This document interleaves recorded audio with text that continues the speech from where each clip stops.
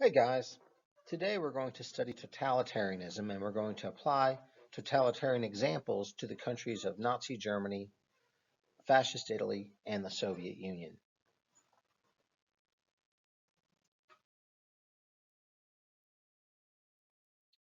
A good definition of totalitarianism would be that of a government controlling every aspect of the lives of its people.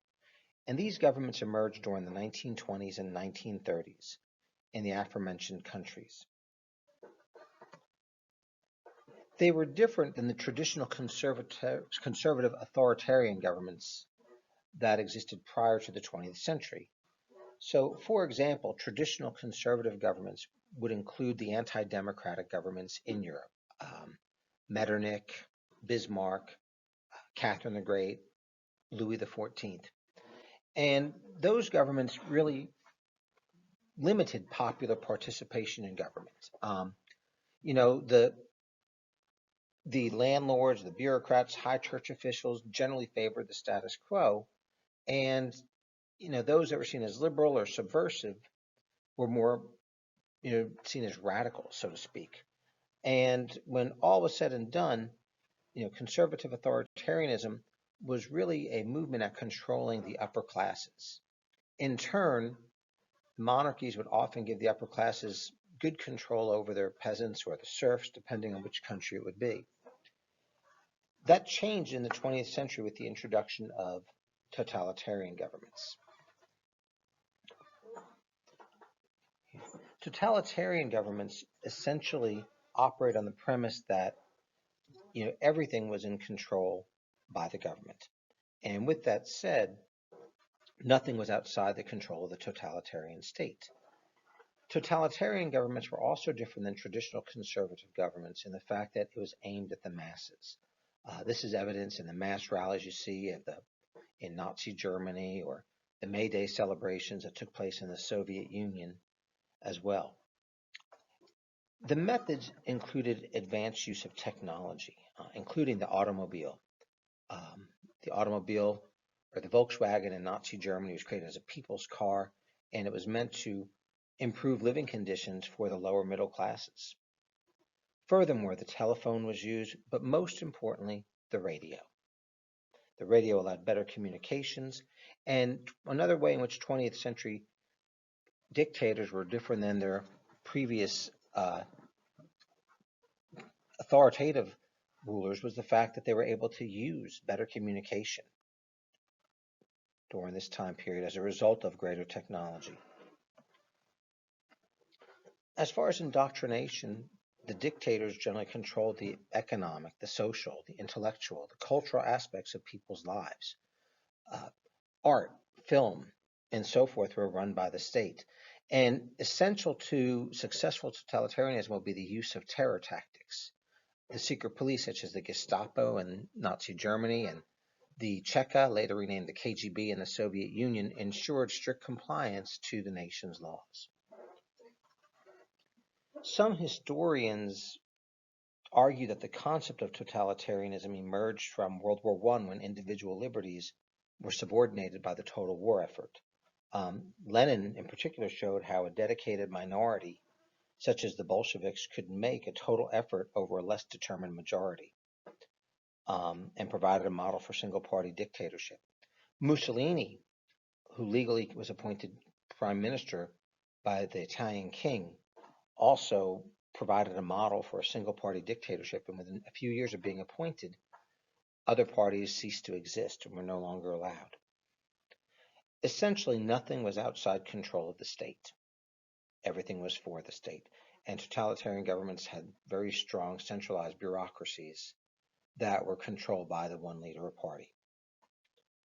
With that said, characteristics of the totalitarian governments of the 1920s.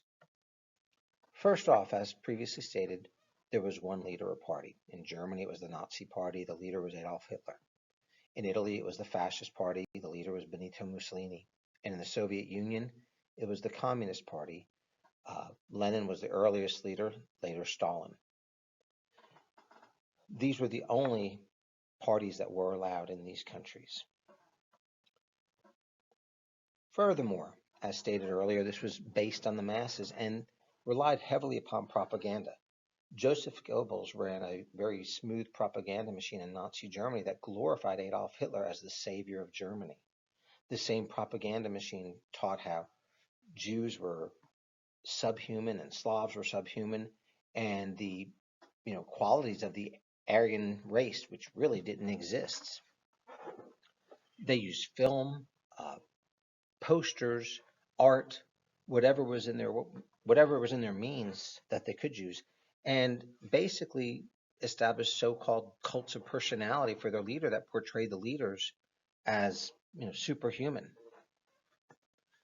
In addition, these societies were very militaristic. Um, in fact, Germany in particular, rebuilt its military in defiance of the Treaty of Versailles and became one of the strongest, if not the strongest, military in Europe by the outbreak of World War II. They also mobilized society towards a great goal. In Nazi Germany, the great goal was towards this idea of defying the Treaty of Versailles and recovering from the Great Depression, both of which the Nazi Party did quite successfully. In the Soviet Union, the great goal was industrialization during the 5-year plans, and the Soviet Union was able to do in about 10 years what it took the Western world to do in about 100, and that was to become an industrial society. Of course, the 5-year plans and collectivization led to great loss of life. A man-made famine in the Ukraine and opposition to collectivization led to the death of millions, and the emphasis on heavy industry led to a severe shortage of consumer goods. Overall, in these societies, individual rights disappear. Um, Both Germany and Italy were functioning democracies when Mussolini and Hitler came to power. Yet in Germany, within a few short months after the burning of the Reichstag, the Enabling Acts set up a dictatorial government and rights disappeared. Italy took a little bit longer, but not much, and by the mid-1920s, Italy was a single-party state, with the Fascist Party being the only legal party. The Soviet Union, well, it was the Soviet Union. There really wasn't much as far as rights disappearing because they didn't have many rights to begin with. But which few rights they did have were controlled by the secret police, and it was not uncommon for political prisoners to be sent to the gulags in Siberia under Stalin's leadership as well. Of these big three, the least totalitarian would have been fascist Italy, and so we're going to focus on the totalitarian governments of the Soviet Union and Nazi Germany. One last thing about fascist governments is that they focus on expansionist nationalism. You may recall that communists were more focused on worldwide revolution. However, the totalitarian regimes used nationalism when it was to their advantage, even in the communist Soviet Union.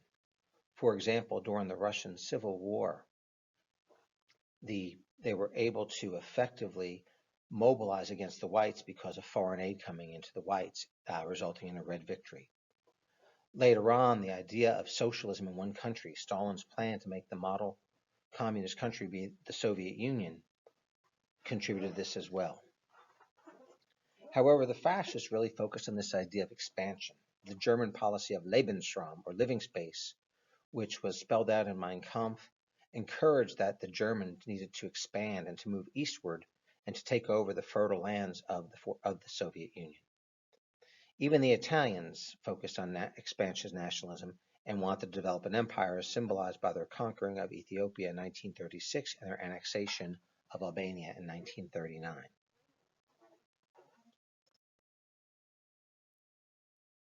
Next, I'd like to discuss the conditions that fostered the rise of totalitarian governments.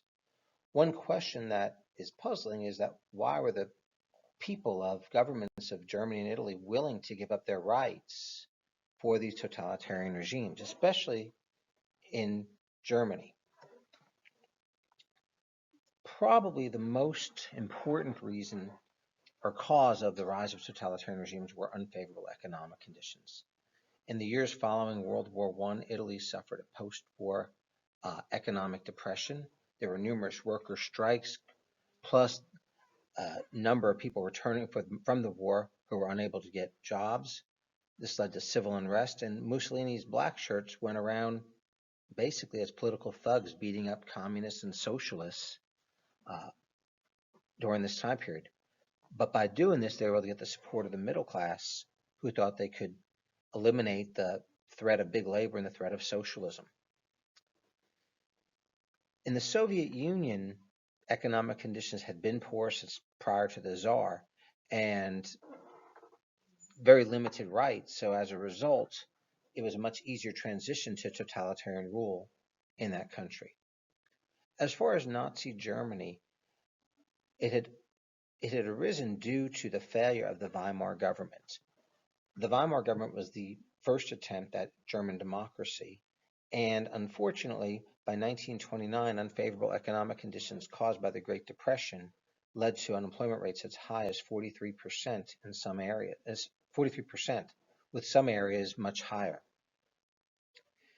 It's during these times that people and citizens would flock towards parties that were further to the right or further to the left, such as the fascist parties or Nazi parties that were on the right, and the Communist Party, which was on the left. In addition, especially regarding Germany and the Soviet Union, there was a lack of historic democratic conditions.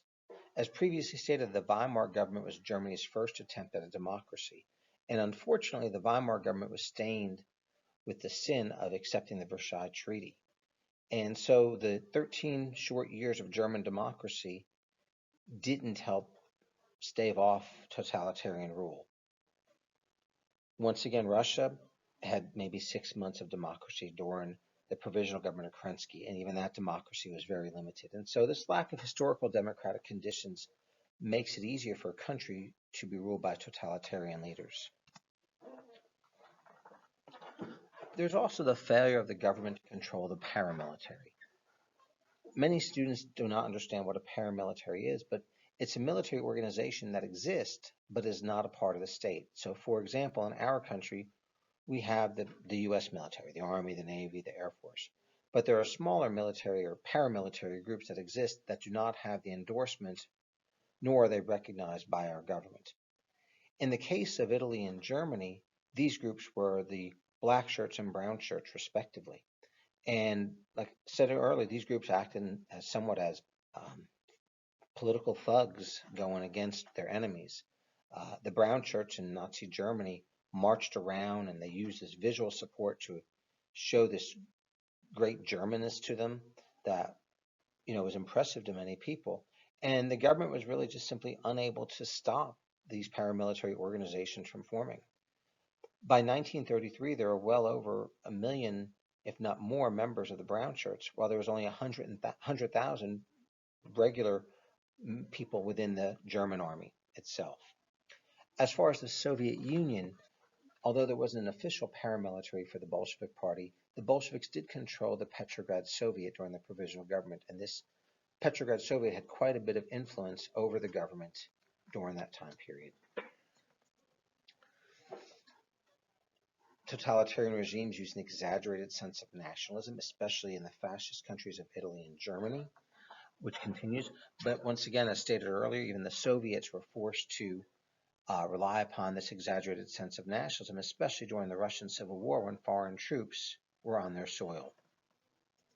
And finally, fascists were able to play upon the fears of a communist takeover. This helped them to get the support of the middle classes, and with this support, they were able to further their own agenda while ensuring their rule.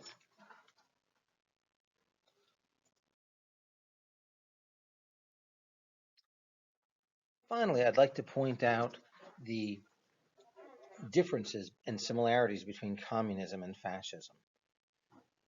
The similarities mostly lie in the methods used, and that both were totalitarian regimes. Whether the use of the secret police, the curtailment of basic civil rights, the fact that there was only one legal party, and all the other characteristics of the totalitarian regimes were used whether a communist regime or a fascist regime.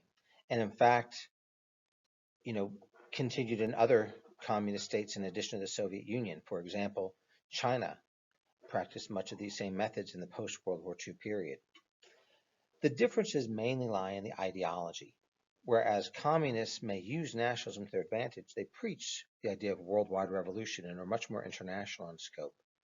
Whereas fascists really were highly nationalistic. The Germans promoted the idea of the master race and this Aryan race that would evolve, and the idea of Lebensraum, where they would expand. And even the Italians tried to pull upon the greatness of the Roman Empire in the Renaissance period and their own botched attempts at building up a strong military. Also, communist regimes generally abolish private property and ownership except on a small scale. Whereas fascists, private property and business exist, but usually under the government control. And so often the state may tell the private companies what to produce, but the private companies make the profits.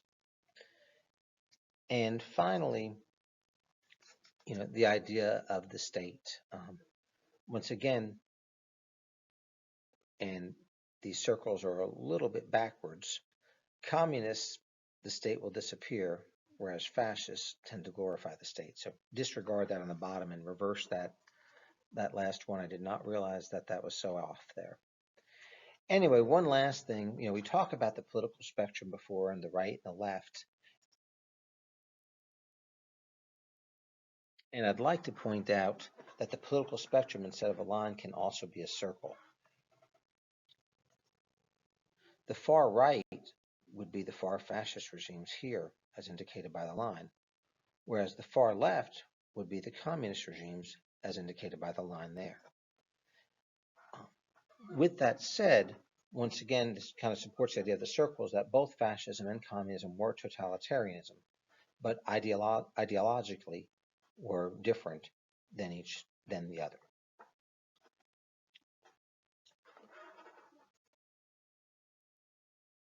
I'd like for you to complete this assignment in your notes.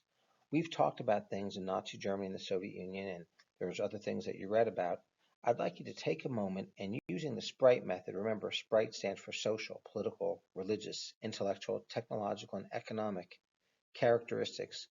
What are methods and actions used in Nazi Germany regarding those factors, and what were the same used in the Soviet Union? So, for example, the Soviet goal was a classless society socially, and one of the methods used were to seize all private property and to create collective farms where all was shared, and that was also part of the actions.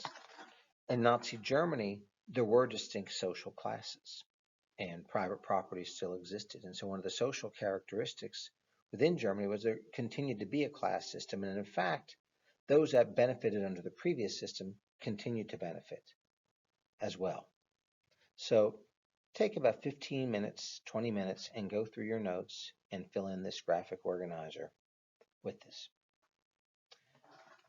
And if there's any questions, please email me, and I will try to answer them as best I can.